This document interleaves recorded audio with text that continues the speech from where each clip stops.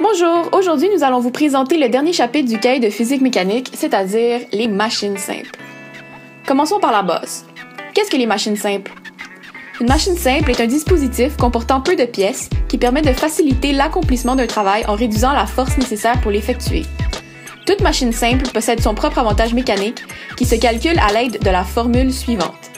AM est égal à FR sur FM, qui est égal à LM sur LR, qui est égal à BM sur BR. Dans cette formule, FR veut dire force résistante, FM force motrice, LM longueur motrice, LR longueur résistante, BM bras du levier moteur et BR bras du levier résistant. Lorsqu'on dit que quelque chose est résistant, par exemple la force résistante ou la longueur résistante, on s'adresse à ce que l'on veut lever, donc la charge qui est mise sur la machine simple. Lorsqu'on dit moteur ou motrice, par exemple la force motrice ou la longueur motrice, on s'adresse à la force que toi tu appliques pour lever la dite charge. Par exemple, de la terre dans une brouette. La force que moi je mets pour lever la brouette, c'est la force motrice. La terre qui est dans la brouette, c'est la force résistante. Il y a plusieurs types de machines simples et aujourd'hui, nous vous en présentons 4. Le treuil et la manivelle, la poulie, le plan incliné et le levier. Puisque le plan incliné est un triangle rectangle, il laisse place à la trigonométrie. La longueur résistante représente la hauteur du triangle rectangle et la longueur motrice, l'hypoténuse.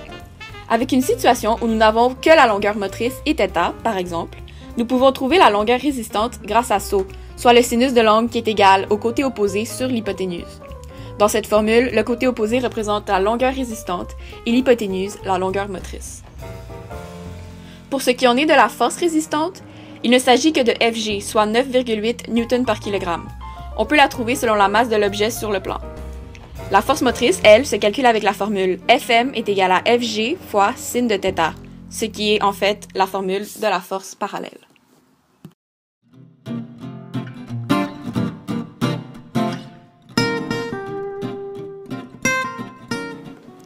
Le levier est une machine simple composée d'une pièce rigide pivotant sur un point fixe nommé pivot.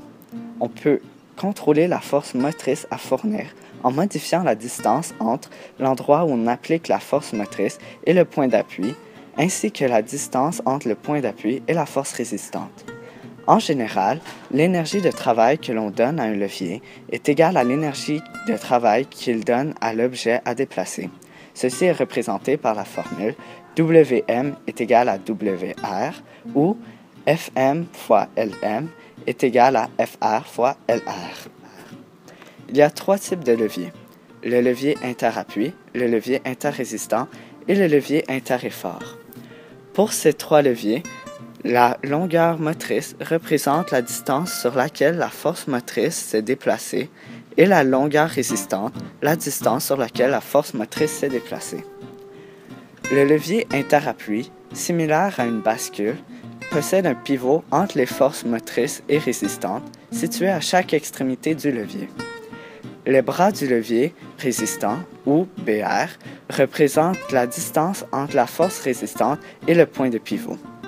Le bras du levier moteur, logiquement, représente la distance entre la force motrice et le point de pivot. Tout ceci est relié par notre fameuse formule de l'avantage mécanique. AM est égal à FR divisé par FM est égal à LM divisé par LR est égal à BM divisé par BR. Ensuite, il y a le levier interrésistant. Ce dernier, similaire à une brouette, possède un pivot à une de ses extrémités et la force motrice à l'autre. La force résistante se trouve entre les deux. La distance entre le pivot et la force résistante est le bras du levier résistant et la distance entre le pivot et la force motrice est le bras du levier moteur. Ce levier obéit également à la formule AM est égal à FR divisé par FM, qui est égal à LM divisé par LR, qui est égal à BM divisé par BR. Finalement, il y a le levier intereffort, comparable à une pince à épiler. Le pivot est également à une des extrémités, mais la force résistante est à l'autre. La force motrice, quant à elle, se trouve entre ces deux-ci. Encore une fois, la distance entre le pivot et la force motrice est le bras du levier moteur, et la distance entre le pivot et la force résistante est le bras du levier résistant.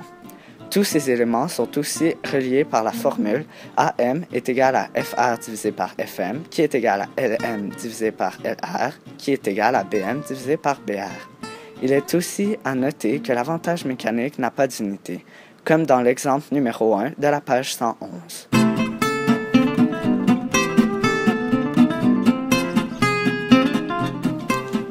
La poulie est un dispositif composé d'une roue comportant une rainure dans laquelle se déplace une corde. Il y a deux types de poulies, la poulie fixe et la poulie mobile.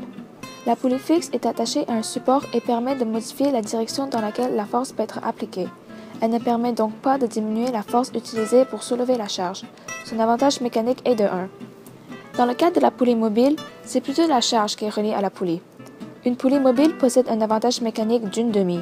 Donc, pour soulever une même charge à la même hauteur, la force requise pour une poulie mobile est la moitié de celle pour une poulie fixe. Par contre, il faut aussi tirer la corde sur une distance 2 fois plus longue.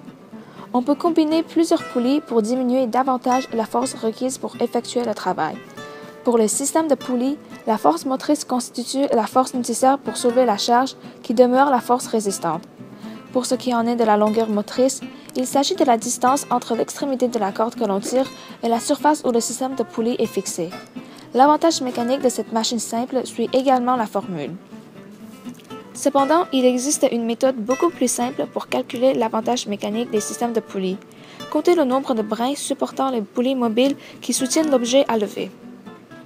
Pour les poulies mobiles en série, l'avantage mécanique est égal au nombre de cordes supportant la poulie mobile soutenant la charge, élevé au nombre de poulies dans le système.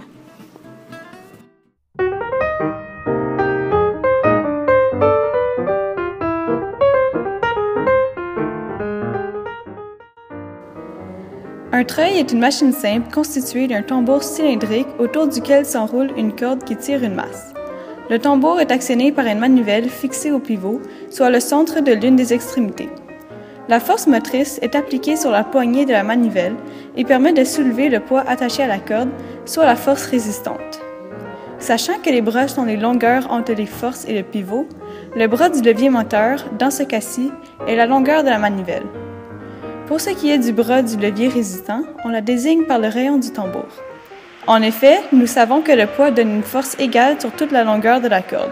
La force située à l'extrémité de la corde est donc exactement la même que celle située au rayon du treuil. Cela explique pourquoi le bras du levier résistant, comme mentionné plus tôt, est tout simplement le rayon du treuil. La longueur motrice, pour sa part, est définie par le trajet de la manivelle, tandis que la longueur résistante est le trajet fait par la force résistante. Cette machine simple respecte également la formule de l'avantage mécanique, soit AM qui est égal à FR divisé par FM, qui est égal à LM divisé par LR, qui est égal à BM divisé par BR.